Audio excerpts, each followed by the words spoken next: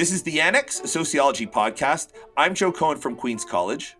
I'm Leslie Hinkson from Georgetown University. And I'm Gabriel Rossman from UCLA. We're on the web, theannexpodcast.com, on Twitter at Sociannex, and on Facebook, the Annex Sociology Podcast. Today we sit down with Jooyoung Lee from the University of Toronto. Jooyoung published Blowin' Up, Rap Dreams in South Central with University of Chicago Press. He's now working on a new book, Ricochet, Gun Violence in Philadelphia. Many of our audience members might not know this, but he's also been at the forefront of a gun control debate that's going on in America. He's part of the discussion. And so there's lots to talk about. We got crime, guns, law here in America, north of the border. You're not going to want to miss this. It's nice to meet you, Jooyoung. Nice to meet you all. Thanks. Actually, I've met Gabriel before when I was a grad student at UCLA, but nice to meet you both. Yeah, well. It's great to meet you. Yeah, and it's been a few years even for us. Oh, yeah, definitely. So I understand you're on sabbatical. Yeah, I'm living the sabbatical life. I'm working from home in my sweatpants. Yeah. I'm on sabbatical too. I actually find that my life is more or less the same. It's just I'm doing more of a different job than, in place of teaching. Yeah, me too, actually. I think that I had this romantic image of what sabbatical would be like. Like I would wander off into the world and write, and a lot of my day is still writing emails. You know what I think, though, is like if you are put on sabbatical and you just do your regular job, it's probably a sign that you're in a good place. Yeah, totally. Let's start off with a blog post that made me smile this morning. On Scatterplot, Dan Hirschman wrote about this study by, pardon the pronunciation, Christopher, Scheidel and Sarah Guthrie from West Virginia University about the public's faith or how much credibility the public gives economists versus sociologists. In short, people see sociologists and economists as roughly having the same levels of credibility. And for me, this falls into the category of a finding that on one hand seems totally obvious, while on the other hand seems like an idea that would jar the worldview of some people in our discipline. Well, I view it as a sign of low public scientific literacy.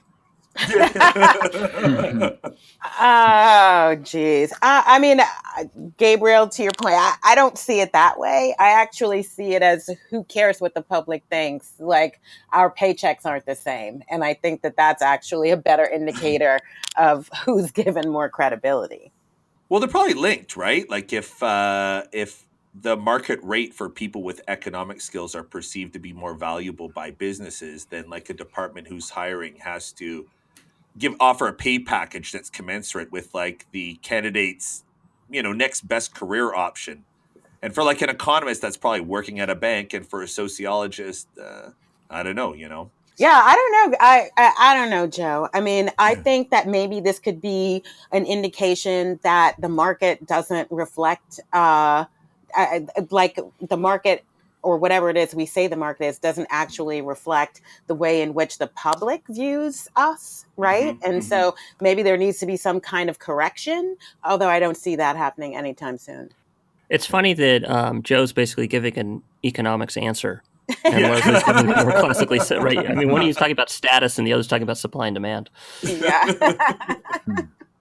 Well, it speaks to like it's a useful, set of theoretical tools. But like for me, I think basically what this is a sign of is that the public doesn't care much about what any social scientists have to say about anything, right?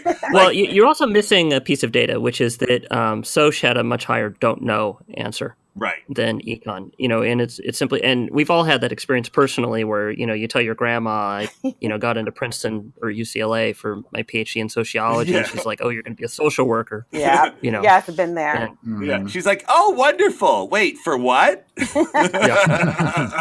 I also think, Joe, that, this is also an indication of, status envy on our part that we actually decided to discuss this piece. See, we are good. We are as good as they are. This is I've heard, I think it was Kieran who described the rivalry between Soch and econ as like Princeton's rivalry with Yale, where like Yale thinks it's a rival with Harvard, but Princeton thinks it's a rival with Yale. Or like all these like one-sided things of like someone who you think is your enemy, but they don't even know you exist. Yeah. I think that's true. It's also like, so where does this impression come from that economists are like all powerful or so influential? I remember, so I first came to the discipline like in grad school, which in and of itself says something about the discipline that I went to a PhD without having studied sociology beforehand. Like it struck me as weird that like when I got there and I went to seminars, economic sociology seminars, everybody was just so, economics fixated, as if there was like some type of collective belief that economists had like masterminded an ideological takeover, like well, and it's also funny because like the way a lot of economic sociologists talk about economists is the way that you imagine like peasants talking about Jews. Like they're obsessed with them, but they have like these crazy notions and don't really reflect what actually goes on in econ. So like, for instance, there's this idea that economists don't understand that they're making bold assumptions. Yeah. Whereas, like, the reason that we know economists are making bold assumptions is because they explicitly say so in the methods section. Like, in this, we were assuming no zero bound, risk neutrality, blah, blah, blah, blah, blah. Well, and then we act like it's some, like, stunning own to say, the problem with economists is they assume risk neutrality. Well, I think it goes the other way, too. Like, I remember being asked for help at a policy school, helping them to identify sociologists that they should be recruiting because they were all economists and political scientists. And one of the things that they asked, they're like, oh, and can you only send empirical sociologists our way? And I was like, what do you mean by that? Right. And they were like, yeah. And I was like, oh, I think you mean quantitative, right? Qualitative work is also empirical. And that was like a mind-blowing thing to them. Well, yeah. And I actually think it's funny that in some ways, econ is a much more theoretical discipline than sociology is. I mean, there's far more economists doing pure theory than sociologists. It's just they do it with calculus. Yes. So it doesn't feel like theory. I don't think they would necessarily be asking for quants in that situation, because there is like a whole genre of, economics that basically works in formal models and simulations, like fundamentally non-empirical things, like in the strict sense of the word. Like, so it's possible they were asking for that. The other interesting thing about like this view that economists are so powerful is like there's this implicit assumption that academics influence politics, which stop me if I've already told this story, but like before I went to Princeton, I was an intern with with a Canadian political party, and my job was to like look up research that justified the policies that we wanted to take anyways, right? Well, it's a garbage can model. Not garbage can. Well, is it? We platformed people who we thought would help us, basically. We were looking for mercenaries. And if you want to find, like, at that time, I was a conservative. And if you I was going to say, you very gracefully aligned the story. Yes. Well, it was a very different party from what would be considered conservatism today. But, like, it wasn't hard to find an economist who could justify tax cuts or free trade, right? Like, they're out there in the biz. I don't know. Jooyoung, anything on any reflection on this one, or should we move on?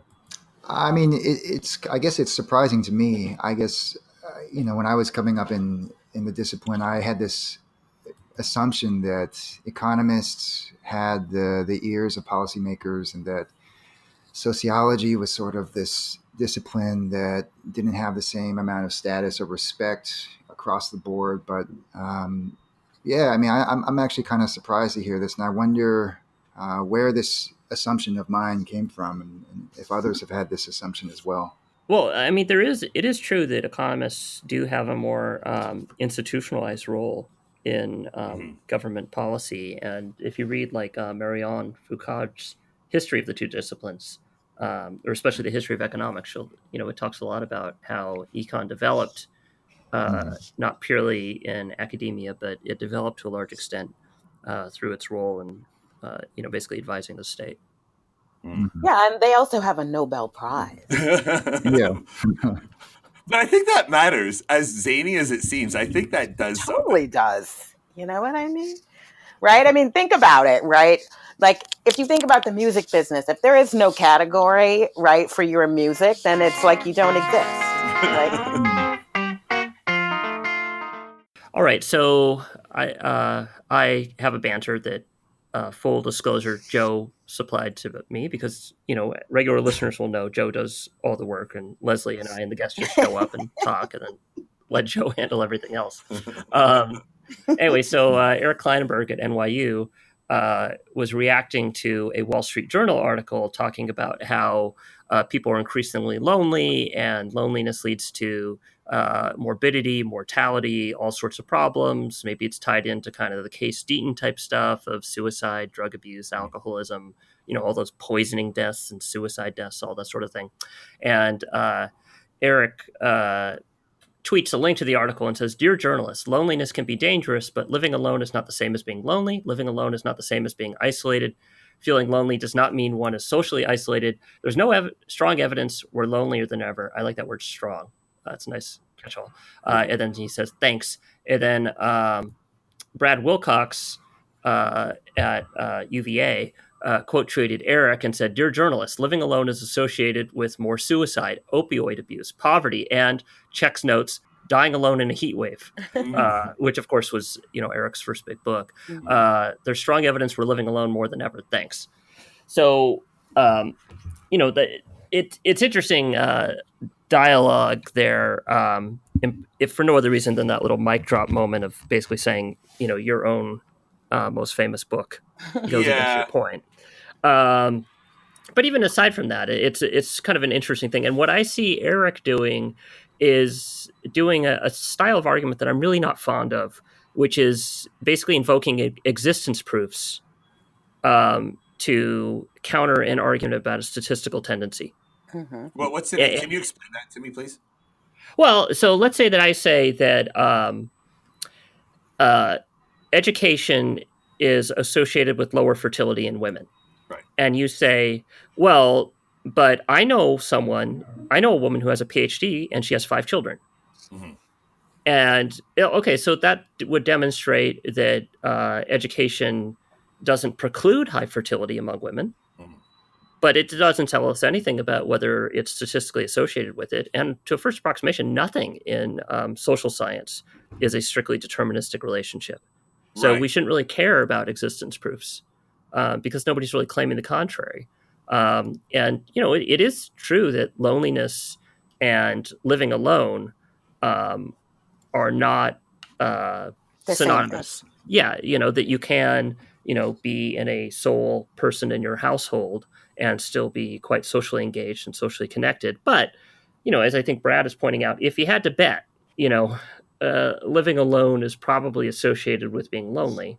And it kind of doesn't matter because whether we call it loneliness or living alone and, kind of make the little leap, it's nonetheless the fact that the thing we can directly observe, this concrete fact of are you the only person in your household, is associated with a whole lot of bad outcomes that we would theoretically associate with the subjective psychological experience of loneliness. Right. Here's my issue with that one, right? Like Eric Kleinenberg is arguing against deterministic relationships, right? He's saying like just because you're alone. But Brad isn't arguing that either. I mean, Brad's not saying that it.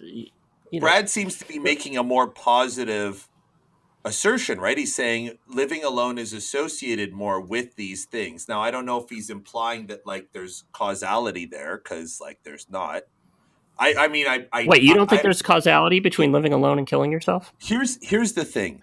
I worry. Okay, whenever you have a regression that checks the effects of being married or living alone, right? It's net of what 8, 10, 12 controls, right? Yeah. But like there, in my mind, there is likely to be a lot of omitted variable bias in these things. Like if you're a paranoid schizophrenic, you're probably not going to. Let's say I argue the proposition that being unmarried causes poverty. Like I argue it's associated in my work, right? Mm-hmm. But like if you're a paranoid schizophrenic or you have agoraphobia or like even like if you're a low education person, like there's the potential for a lot of spurious relationships that are being picked up in the marriage effect or in the residual or probably some combination of it, right?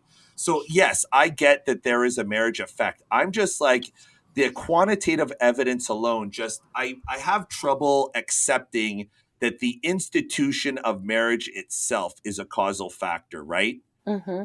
And is sufficiently free of spurious relationships, because like So technically, we're not talking about marriage. We're talking about living alone. right. There's other ways to, obviously, the most common way to not be. Actually, I don't know if that's even statistically true, but a very common way, and historically the normative way to not be alone, is to be married. But you can cohabit, or you can have another member of your household who you're not in a romantic relationship with. Mm-hmm. Yeah. But I A see what, roommate, but you I could have see what, children, you could live with a sibling.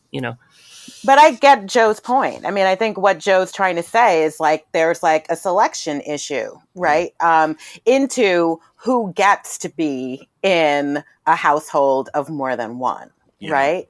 Yeah, and that's going to account for some of the variance, but I think there's plenty of people who we can imagine a reasonable counterfactual where they are living with someone, and in that reasonable counterfactual, I think they would be less likely to kill themselves, less likely to abuse drugs. Yeah, but also Almost mathematically, if the other person is also a wage earner, they would be less likely to experience poverty. Mhm. like we had Christine Prucheski on a couple weeks ago, and she found like if somebody starts doing drugs or if they're an alcoholic, then they're more likely to be divorced, and so they would be alone. But I could see the alcoholism being the causal factor. You know what Well, I'm alcohol saying? is classically endogenous, and I can quote, the great authority on social science, The Simpsons, where Homer says, "Alcohol, the cause of and solution to all of life's problems." Right? Oh my. Jooyoung, you got any thoughts on this Yeah. one? Or? Well, it's super interesting to hear you all talk about this. Like when I read Eric's tweet, I thought he was making a very interesting distinction that, sometimes I think we sort of gloss over. He's saying living alone, which is sort of a status, is not the same as being lonely, which is an emotional state or something that could be a Mhm. persistent emotional state that might be associated with a number of mental health outcomes or issues. And so I thought that was a pretty interesting thing. And I thought about a lot of, one of my students actually at Toronto is studying how people connect through online gaming communities. And he's looking at sort of communities that crop up around various games that you play with other people. Like one of them is PUBG. It's this battle royale game. And he himself, when he approached me about this project, was saying like, I'm a lonely person. I've sort of always felt that way, but being able to game with these people on a regular basis, the same people who I've never met, but I know their gamer tags, they know me, they know about my life, has been sort of a way that he, I guess, has combated the feeling of loneliness while living Right. alone. So I thought that was an interesting distinction that Eric was making, at least in his tweet.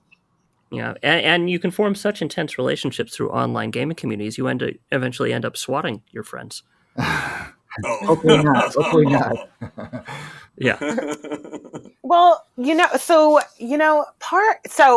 part of like what that tweet actually led me to think about is this piece that I read in the Atlantic. I don't even remember when it came out, but it's fairly recent.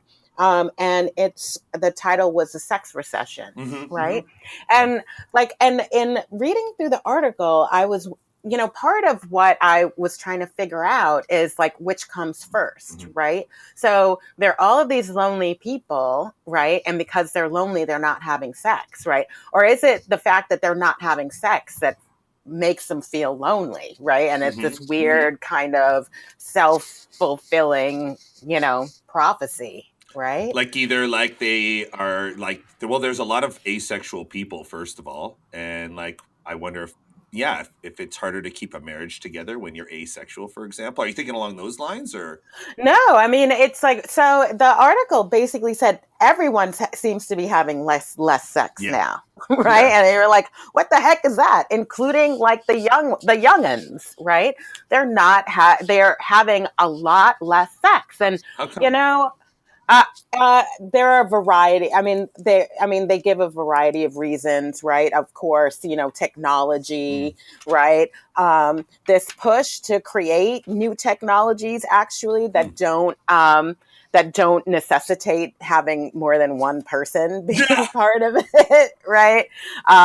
Like they talk about, actually, they like it made me think about Kleinenberg, because they actually talked about the book that he co-wrote with Aziz Ansari, and there's that one portion of the book where they're in Tokyo, and Ansari goes into like this convenience store and gets this silicone egg that's supposed to be used by guys to, and basically he, I think Ansari's take on it was like, you know what, right?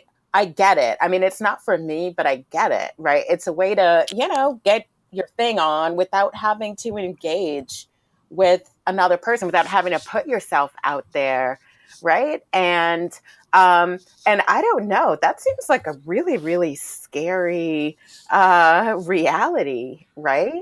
Well, I can tell you, my wife, who's really going to enjoy this episode.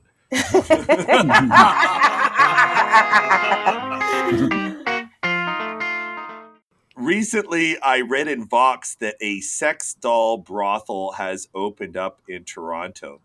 I guess there are these businesses where you purchase time alone with one of those like high tech sex dolls, kind of like in that movie Lars and the Real Girl. Yes. And like I'm less interested in the more salacious aspects of the brothel, as like I am interested in the fact that, like, man, automation is like posing a problem for like all industries, isn't it?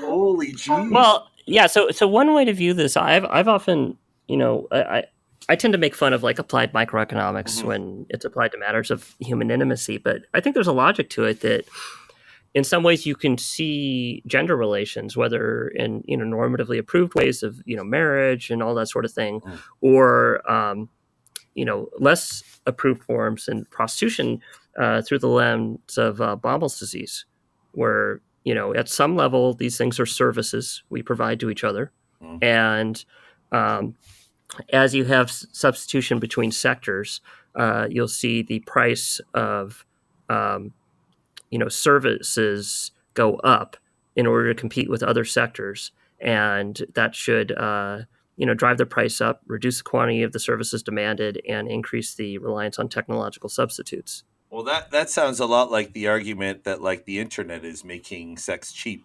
Mm-hmm. Well, it is and it isn't, right? So if you go back to that, I mean, the internet is making porn cheap. Right. So the internet is making masturbation cheap. It's not really making sex cheap. This idea that everyone's constantly hooking up because they're on Tinder. One of the things that the sex recession piece that Leslie mentioned a minute ago talks about is that Tinder seems to be mostly a matter of window shopping. That people are constantly looking at each other's pictures, but nobody ever has sex through it. It's just a matter of just looking at pictures of people. And it was some absurdly small, I think something like 1% of all swipes result in a message. Yeah. And we don't know if those messages even turn into dates and sex. But, for the most part, people are just looking at pictures of each other. It was just an awesome like PR plan for like a tech startup, basically. This whole view that all this promiscuity. I don't think they necessarily expected that nobody would ever have dates through it. It's for we forget though.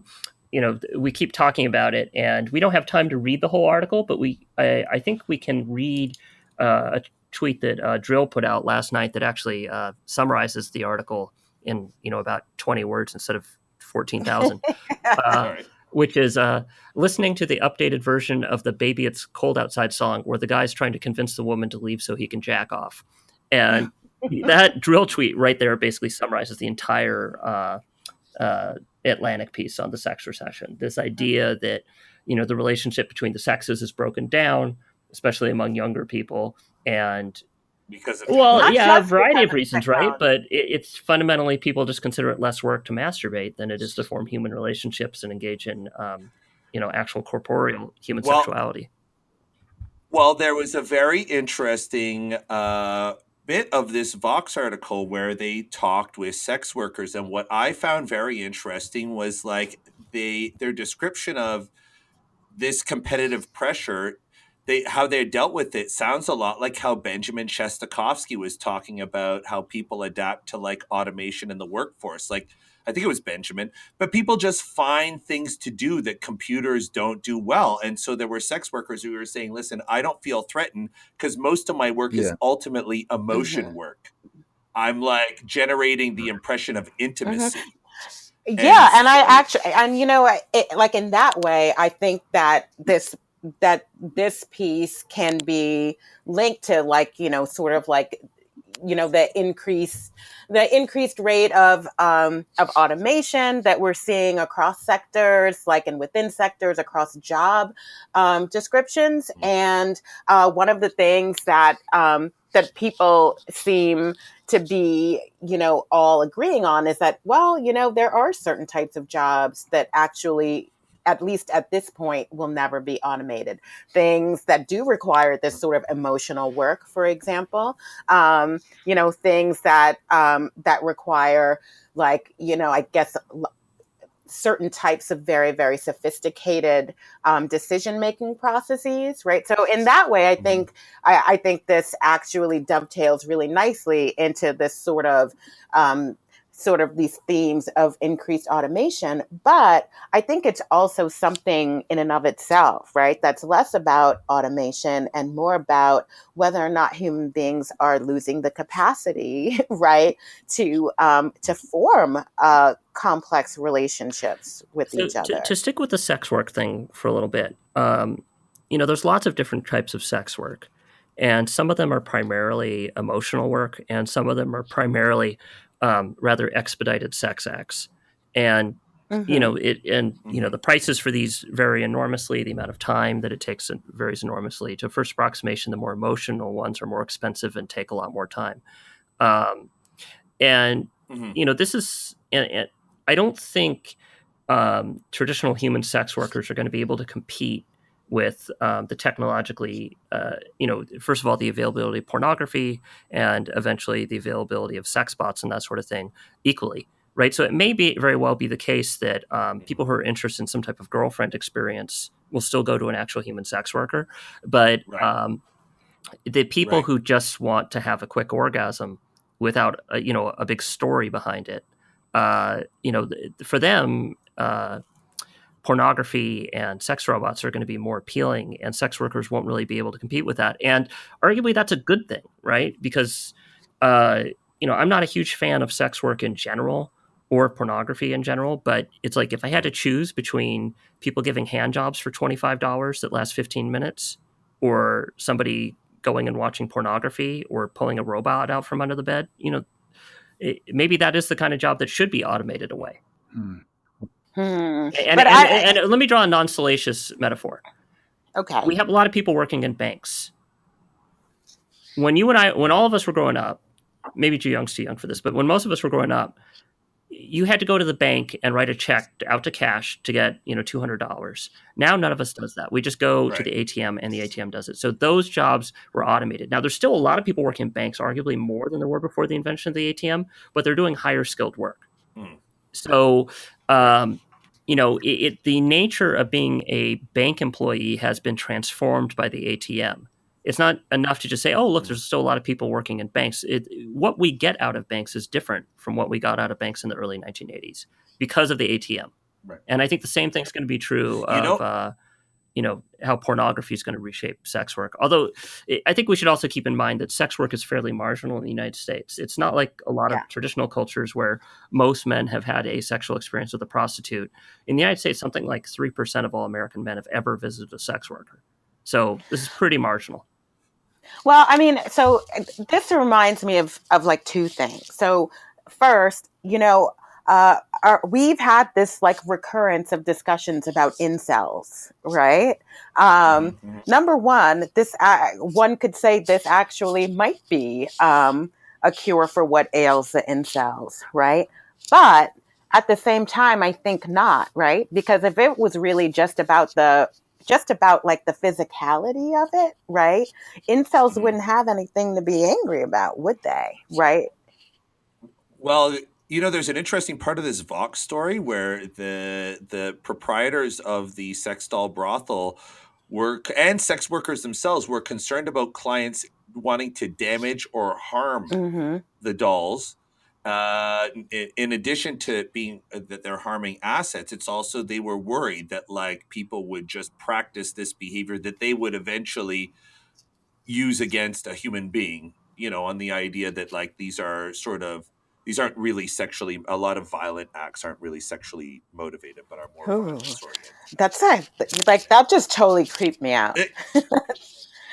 Yeah, it's gross. Well, you know what else I was thinking about is the movie Yes. Her, where the dude falls in love with like an AI? Like that's also not inconceivable for it to happen. And is there a possibility that like humans are just going to stop mating, or it's going to become a problem at some point? You know what I mean? It was like you could be with someone else, right? Whether it's playing bingo or or having sex or just cuddling, right? And I think that there seems to be something that's kind of lost. I think to us as maybe not just a society, but like I don't know, as a species, right? If we move away from this kind of uh, like I guess need to be with others. So my main question is, I really want to see the bingo games you've been to because they sound much more exciting than anyone I've ever seen. I've been to some great bingo games, but they're usually with like 5-year-olds. So. So this sex doll brothel was supposed to be opening up close to where I live. That's convenient. But The realtors will be including that in the listing. Walkable proximity, exactly. But it got shut down. So a week before it was supposed to open up, it got shut down. And I think that one of the things that I read or I heard somewhere was that maybe the owner of the place that didn't get off the ground was saying that he was hoping that this would be, as you all were mentioning, a sort of cure for like the lonely guy who becomes sexually violent, and that people would get out that kind of aggression on these dolls without damaging them, hopefully. But yeah, it's a very strange thing, and I think that if you look at psychologists, they talk about how like there's not really good evidence that expressing aggression is a way to kind of get it out. It's actually something that contributes to more violence. So, and who wants those people walking around your neighborhood? A bunch of aggressive people, like. But also, like, did you guys see that Black Mirror episode? Oh, I forget what season, where the dude created like a Star Trek world, and he basically he made AI copies of people and like enslaved them. And like, there's going to be a point, I guess, where AI gets to the point where we're going to have to ask, like, are we enslaving these, beings that we're creating? Like, what a moral morass this whole thing is. And now we turn to Jooyoung Lee from the University of Toronto.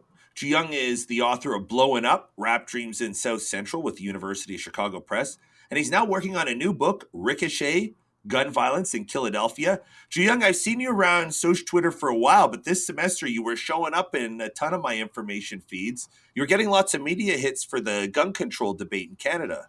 Yeah, definitely. That's been a big thing that I've been involved in the last, I don't know, like 6 months or so. And it's sort Can of. you set the stage for the American listeners who, aren't following anything going on in Canada? Sure. So this past summer in Toronto, there were a number of different high profile homicide cases. There was a serial homicide case that's still kind of ongoing. It's in the trial phase now. There was a mass killing with a van attack that where 10 people were killed by a person who identified as an incel. And then there was a very public mass shooting in this area that which is sort of called Greektown, that historically has been a very family friendly place where a lot of middle class people hang out. And that got the news attention of like what's going on with guns, what's going on with violence up here in Toronto. So that's sort of like the background. And, even though the rates of violence have gone up in the last year here in Toronto and Canada at large, the country is still, relatively speaking, a very safe place. But there's been this anxiety about, where are the guns coming from? And it's, the federal government doesn't really have a good answer for that. There isn't a lot of data on this phenomenon. And so it started this really interesting conversation amongst politicians, amongst academics, amongst community activists about what can we do to make sure Canada doesn't, continue seeing an uptick in gun violence. Mm-hmm. And one of the more fascinating things that I think that has happened is that there's been a different politicians like have been tossing around the idea of a federal handgun ban, which, Mm-hmm. as an expat who now lives in Canada, I found that very interesting because this is not necessarily just a liberal position. This is the conservative mayor of Toronto, John Tory, has come out and said that Mm-hmm.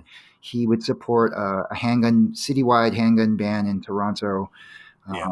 And so that's kind of a bit of the background, I guess, is that there's been this uptick, and now people are really talking and concerned about gun violence. So what have the Canadians been asking you, and what have you been telling them?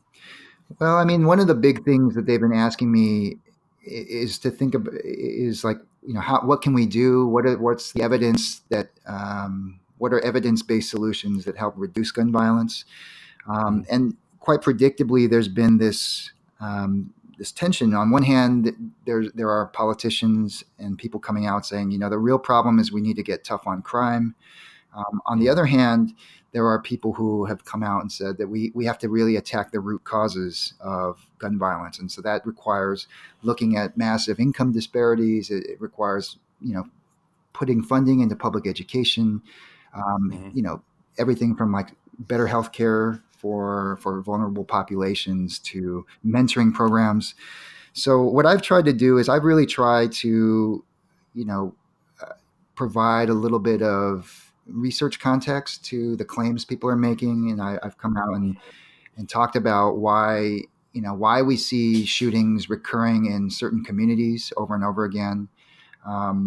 Most of my commentary, I guess, has been trying to show the efficacy of policies that eliminate poverty, that eliminate racism in the labor market, the stuff that prevents young people from even going down the path of getting a firearm, from joining a gang, that kind of thing.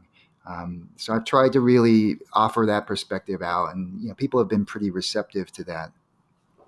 I just want to say I loved that a sociologist was sort of playing the role of pushing the policy towards evidence-based policy analysis. And it's like, I'm glad to see our discipline attached with that type of media. Sorry, Leslie, go on. Yeah, I was going to say one of the things, one of the things I was thinking about, and both listening to you, but also in reflecting on your social science and medicine piece from 2013 is, I'm thinking about the Canada case, and I'm like, well, number one, right, they're like the number of handguns and firearms period in Canada is so minuscule compared to the US. I kind of feel like, Canada does have a much better shot, I think, at no pun intended, of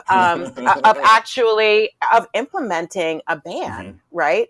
Just because the numbers are so much smaller than they are here in the United States. I think that here in the US, I think many of us, even those of us who are, anti-gun activists, or at least gun control activists, I should say, kind of feel like, we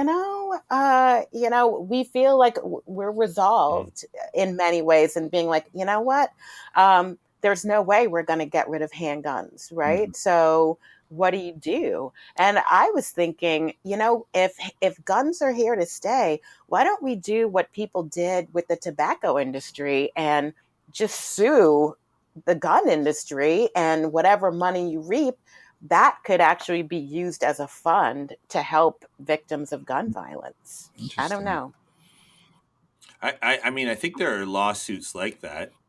What is your sense of like handguns in Canada, like the comparison of how Canadians could tackle it versus what you saw here when you studied it in America? Well, I think to go to Leslie's points, and these are just estimates, but it's estimated that there are somewhere in the ballpark of, I think, let me just confirm this, 265 million guns in the U.S., which is absurd. I mean, that is it's hard to even wrap your Yeah. mind around that kind of volume of firearms.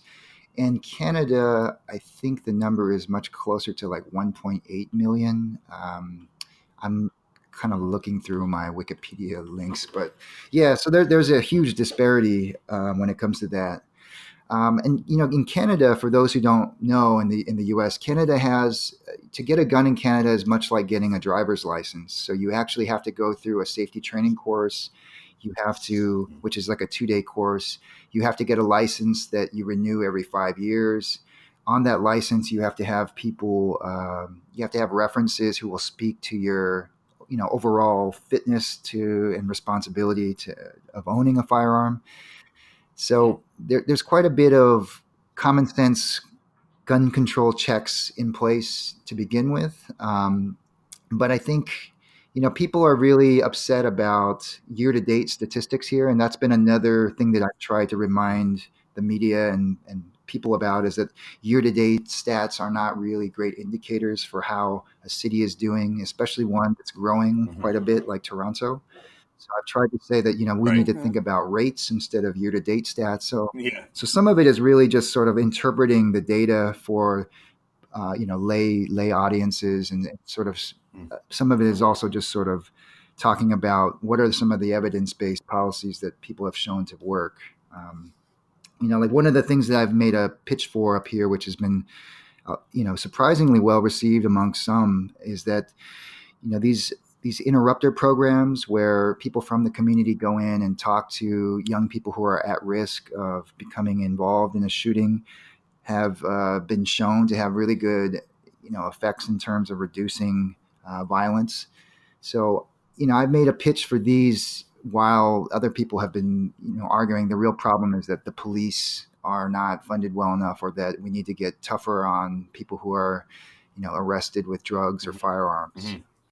Okay, so let's talk about the project that you're working on now, Ricochet. First of all, I want to talk about your 2013 piece. And what a story! What an opener! We were talking about the small N issue in qualitative research last week with Rebecca Raby from Brock University, and the discussion was about how do qualitative researchers deal with complaints that your N is too small or things like that. So I was thinking a lot about what qualitative people have to deal with when their research is being questioned, and then I went to a junior colleagues practice job talk. So I've been thinking about what makes for great quals. I've been thinking about the good quals that we've had on our show as well.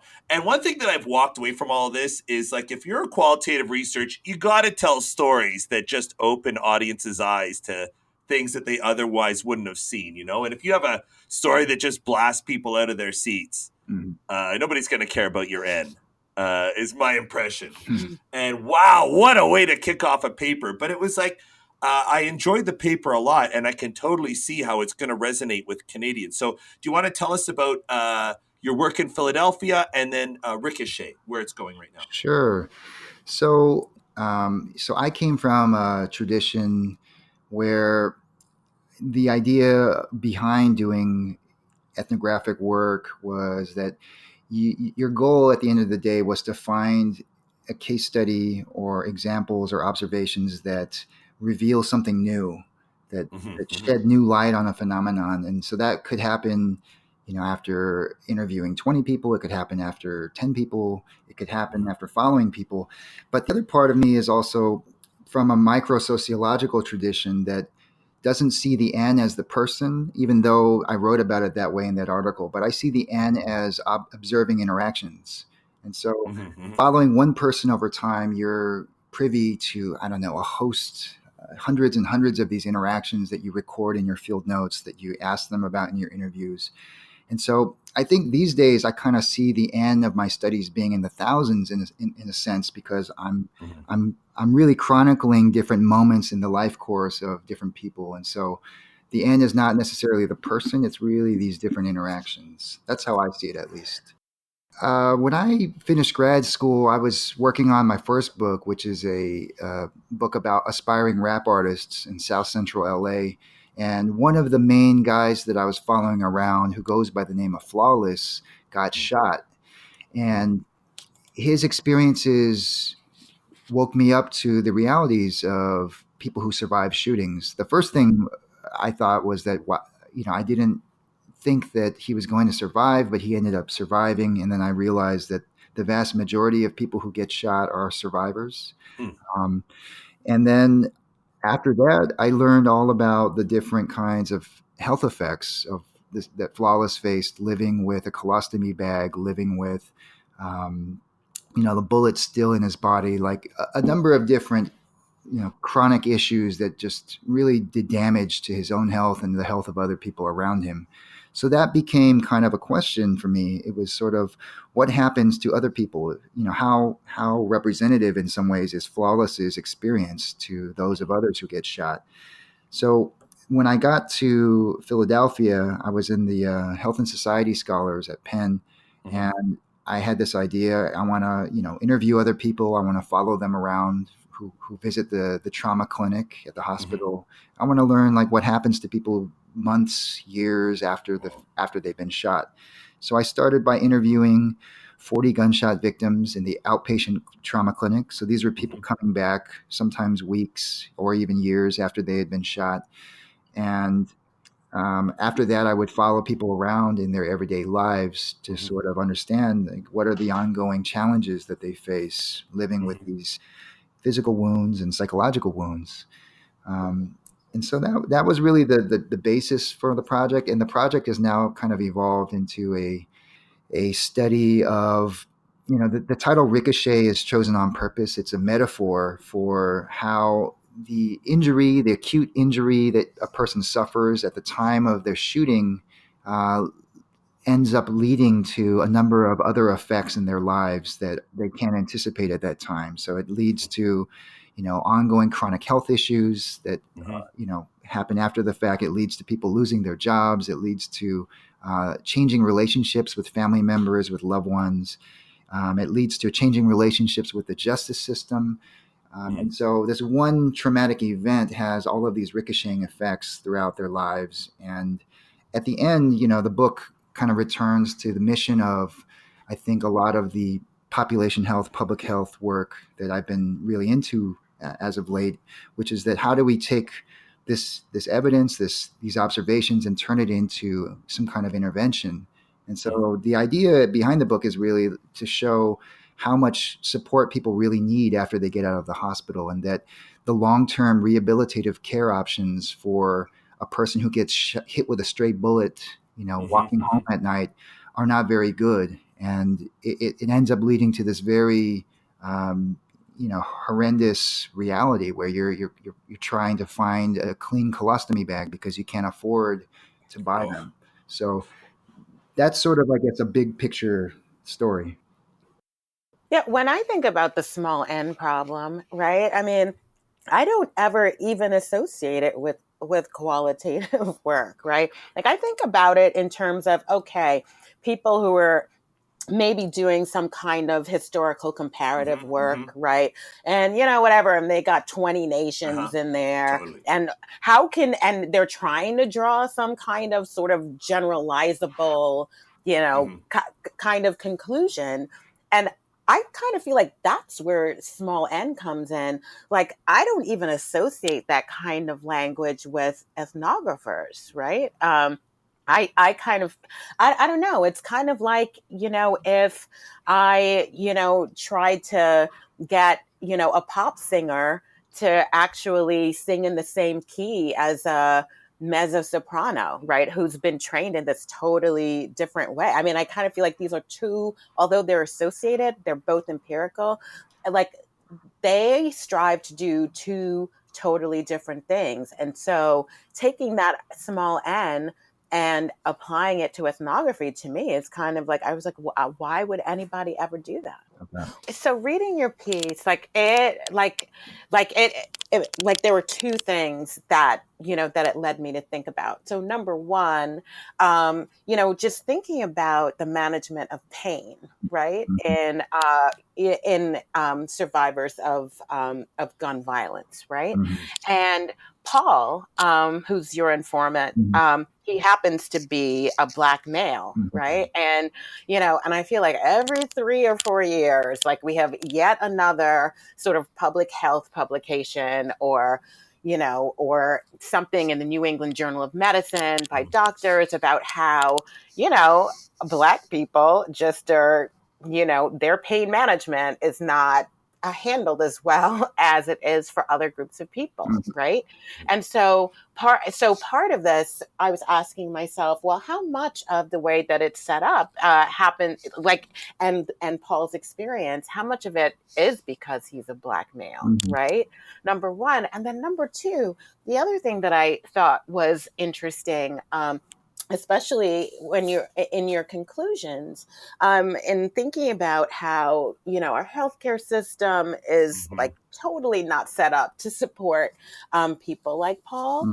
But there are other programs, right? So there are these victims compensation assistance programs, right? Yeah. Where like you would think that one of the ways that you could help to ensure that that victims of gun violence, who don't happen to have health insurance, can get the kind of care that they would need. Like there'd be like this greater integration, right? Especially in ERs, where like, look, like this is something, that you can actually apply for, right? So it's this lack of integration. But even with these victim compensation programs, there are also racial disparities in terms of who is actually deemed a worthy victim, right? As someone who's worthy of compensation. So it's all messed up. Yeah, totally. And the other thing that's really tricky about these victim compensation programs is that all of them, and they're all administered by states, require victims to, one, you can't have been committing a crime at the time when you were victimized. So you have to be a worthy victim. Exactly. Yeah. So that creates a kind of a difficult situation for people who get shot when they're selling drugs, and who that becomes a wake-up call, and they say, wow, like I never really thought it would be me. I want to get out of this life. But not having that option is a very difficult one for some people. The other thing is that it requires you to cooperate with police. And if they arrest somebody, it requires you to then go and testify in court. Philadelphia right now, like many cities, has a very stiff anti-snitching culture. This is not like the old stop snitching code, where if you were a drug dealer or gang member and you ratted out your homies, that you were suddenly a snitch. This is now one where if people suspect that you're cooperating with the police in general, you can be deemed a snitch, and there can be repercussions for that. So some of the guys that I was following around would talk about this. They would say, I really need that money, but I don't want to be known as the guy who snitched. I'd rather just take my chances. I'd rather just know that the person's probably still out there, and that I'd rather just not have that target on my back. Point well taken. Although it seems in the example of Paul, he did testify against his assailant, right? Yeah. So it would seem to me that he should be a perfect sort of candidate for this victims compensation fund assistance program. And so that's why, to me, I was just like, why didn't he get any of that compensation? Is it lack of knowledge? Is it this lack of cooperation between hospitals and the social workers there, right? And things like these compensation funds? Or is it that, he might have gone through filling out all of the paperwork and still be not deemed worthy of getting funding from this? Yeah, it was definitely much more of the latter, the last point. But Paul, and for many of the other people who I followed, there's also just one story is a guy who had received like a summons letter to be interviewed for victims compensation, but at the time when he got shot, he was kind of moving around a lot. He was sort of living with his aunt, then also living with his girlfriend and her family for a while. And so some of this is just like the paperwork gets lost, and people's lives are such where when you're living through this trauma, your attention to like these small things that help keep the ship sailing is diminished quite a bit, because so much of what you're doing is just trying to make it through the day. A lot of these victims that I was following around would have trouble, sleeping with the lights off, and brushing their teeth because the vibrations would cause like the retained bullet to hit a nerve. So it seems sort of like very straightforward, but then I guess when I started following people around, I realized like, wow, these people are really dealing with a lot. And, this is why some of those interventions that have worked really well are those hospital-based interventions. And they still have some at Penn for children who are victims of gun violence. But these are basically where a person is connected to a social worker once they're admitted into the hospital, and then that social worker helps that person and their family navigate all of these different institutions and this paperwork that they have to go through. I could see how this research would completely resonate with Canadians, because like it comes down to another one of those American horror stories, right? Where you're like, Mm-hmm. so what has been now that you're in Toronto, what's been your sense? Is there, is the Canadian system any different? Does it even matter? Yeah, I mean, so it is a little different insofar as the universal health care here. People have access to a primary care doctor. They can go to a clinic, and that's covered by the province. But it's similar in some ways because people don't have access to the real long-term care that would help them get their lives back. Things like physio or physical rehabilitative care. They don't have access to necessarily counseling or psychotherapy. There are really strict limits around that, and so I think that there's a lot more in common, I should say, than there is that is different between the U.S. and Canada when it comes to long-term care. Ultimately, you have to be rich or deserving in either country to get the full care that you need. Yeah, I think that that's a pretty fair statement. Yeah. So another question I have for you, Jooyoung. I mean, and I don't know that you're turning your gaze in this book to what's going on in Canada, Mm-hmm. and in Toronto specifically. But if you are, then how are you doing that, and what are you finding? And if you aren't, just through your casual observations, like I'm sure as sociologists, it's really hard to just turn that off, right? Just because you're just going through everyday life.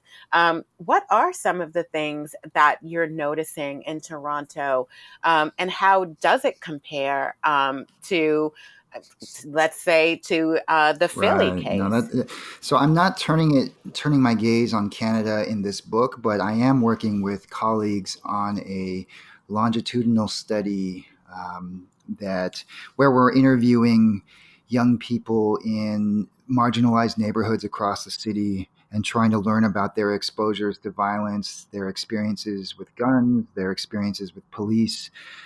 I think the main thing that I come away with is that there's a lot more in common than there is different.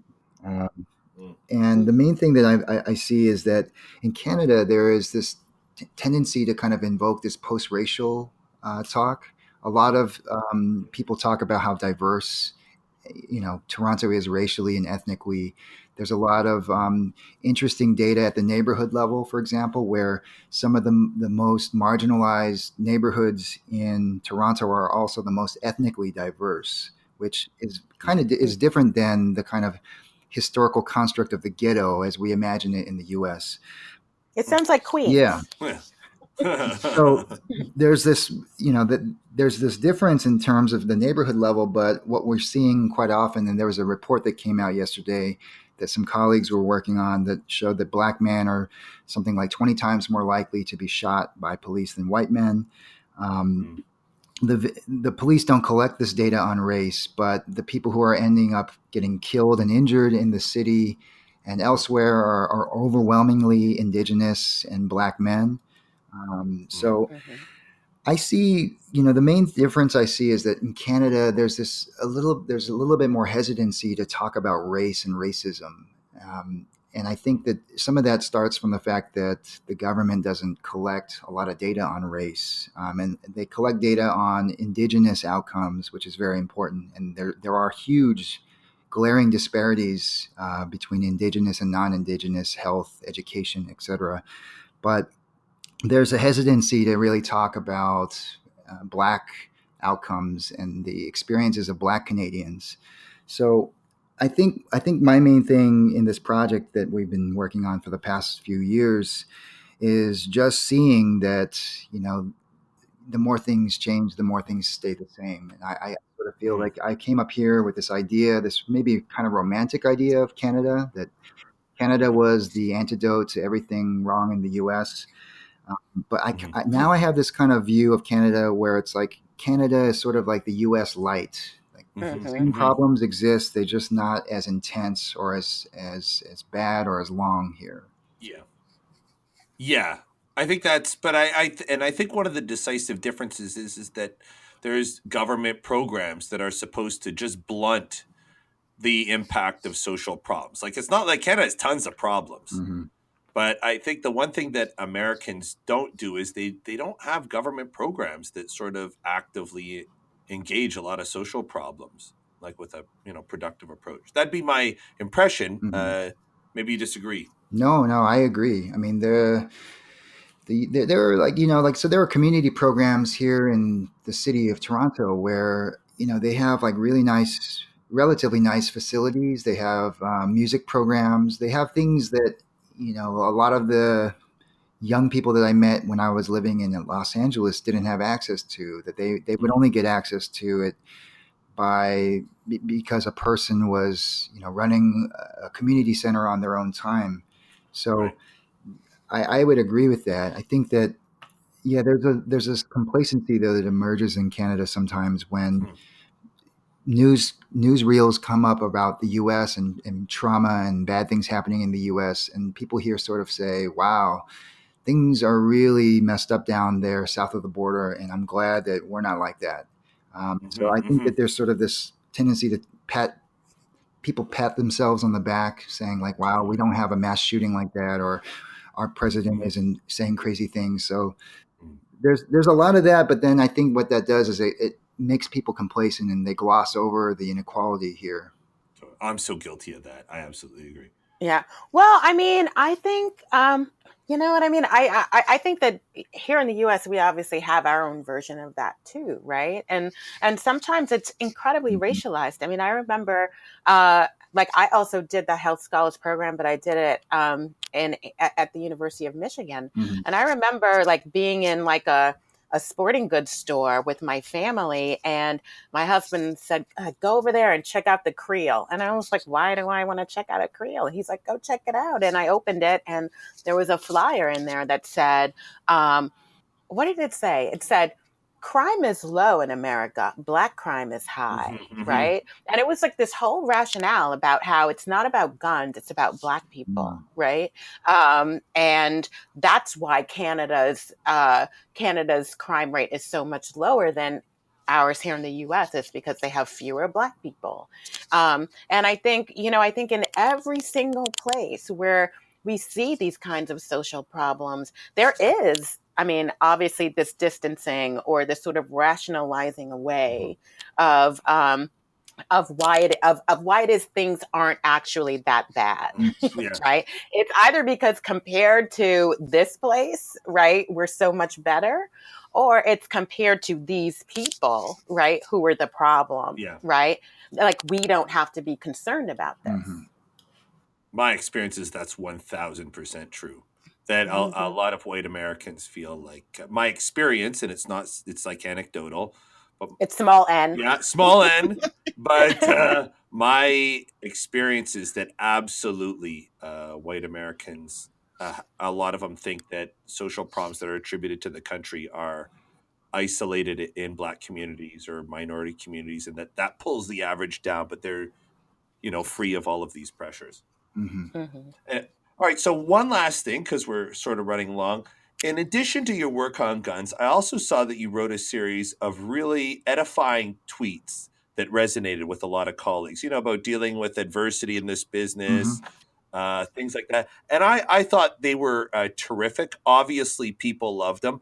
Could you maybe share a little bit of, what you were trying to tell people and, you know, Yeah, just definitely, pass it along to our for listeners? sure. So I think, well, let me see. What was the inspiration? Well, there are many different inspirations, but the one that I think that the one that kind of drove me to start tweeting about this stuff was that I noticed that in our field, and when I was in the RWJ, I worked a lot with people in faculty of medicine, public health folks, people in the School of Mm-hmm. Nursing, and I was just amazed at how collaborative they were.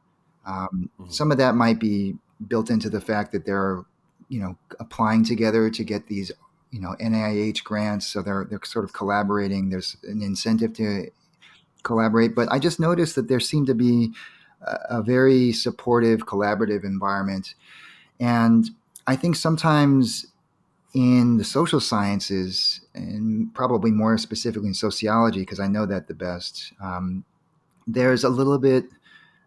I don't know. It just feels that there are times where we could stand to be a little bit more supportive of each other, and Mhm. it's something that's also reinforced by my practice. So aside from being an academic, I'm a martial artist. I teach Brazilian jiu-jitsu, and in Cool. jiu-jitsu, it's very much ingrained into you as you're training over the years that you trust your training partners. You're going to get better because you're going to help other people get better, and there's something really refreshing about that. And so I've tried to pass on these tweets that sort of help junior people out with stuff that I wish I would have had help with when I was coming up. Mm-hmm. And it's stuff Mhm. like how to deal with rejection when you get, rejected from a journal, which is going to happen a lot. How to fight imposter syndrome when you're, Mm-hmm. giving a job talk, or when you find yourself on a faculty somewhere and, you sort of feel like you're in over your head.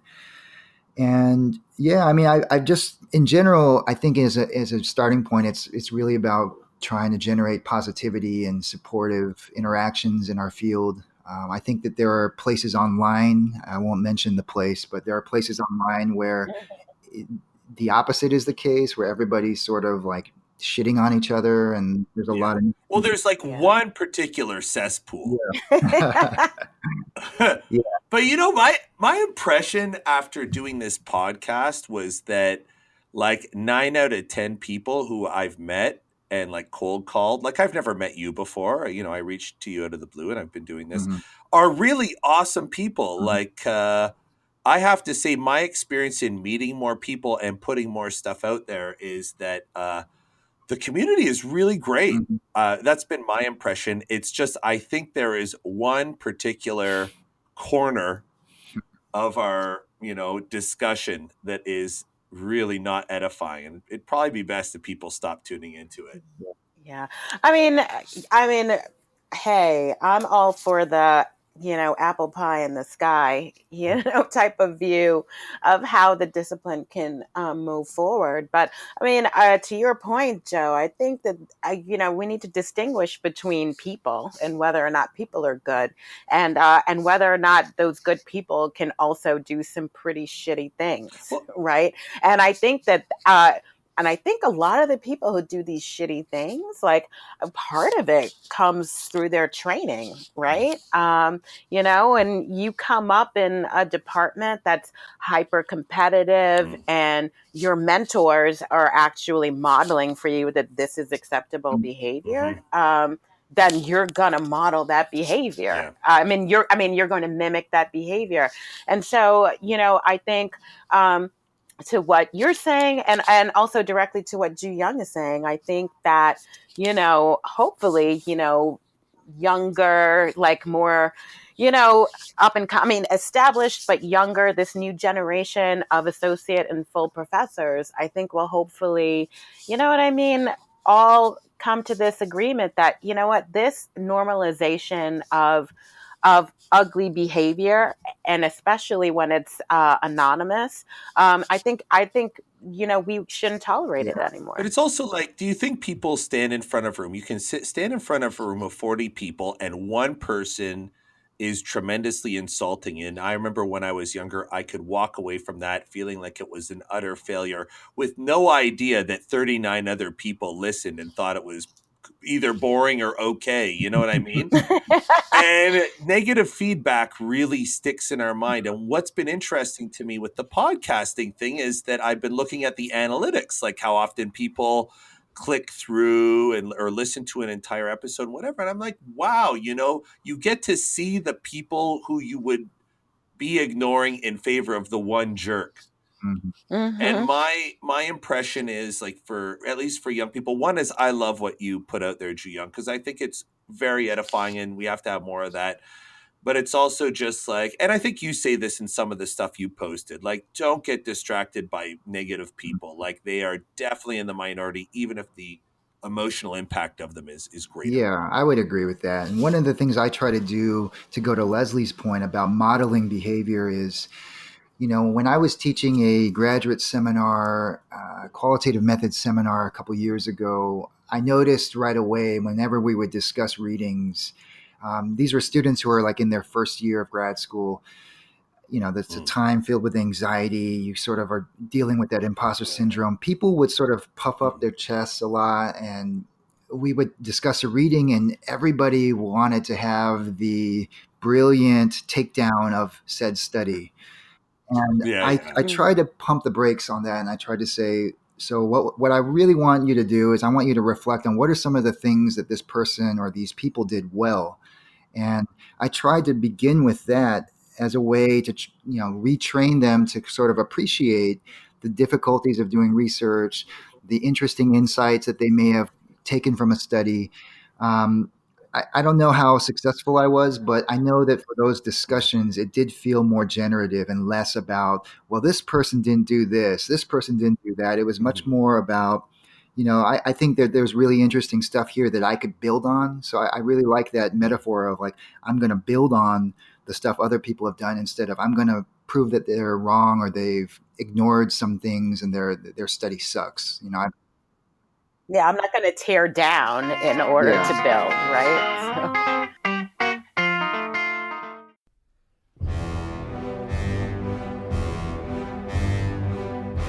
You've been listening to The Annex Sociology Podcast.